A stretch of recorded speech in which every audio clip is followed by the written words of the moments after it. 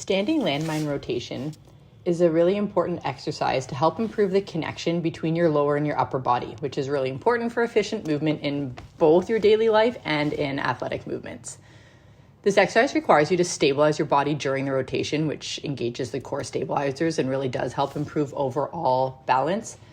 The other thing that is working is actually anti-rotation, so you have to decelerate that rotation as well.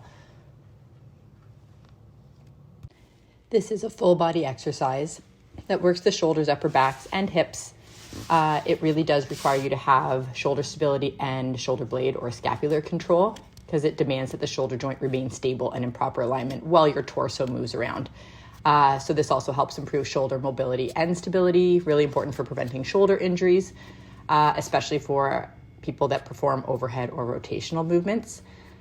Really important again for any kind of functional activity that requires power, speed, control, rotation, picking something up, resisting rotation. It does help with hip mobility as your lower body must resist the rotation while you pivot on your legs and rotate the torso. And it does enhance pelvic mobility, which improves the connection between that lower and upper body, which is just important for efficient movement. To perform this exercise correctly, we are in a normal neutral hip stance position. You can also perform this in a lunge, but for this variation, we are doing it with both our feet side by side. This also really helps work the glutes and the glute med stabilizers a lot. You want to keep both your feet on the ground, and you want that landmine rotation set up so that your elbows are locked and it is about at your forehead height in front of you.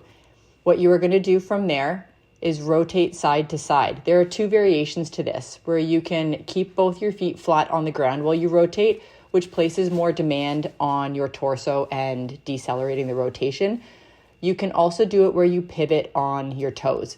The pivoting on your toes and absorbing the movement with a little bit of hip and knee flexion really does increase the demands on your glute med and your hip stabilizers a little bit more. You can do it either way depending on what you are aiming for.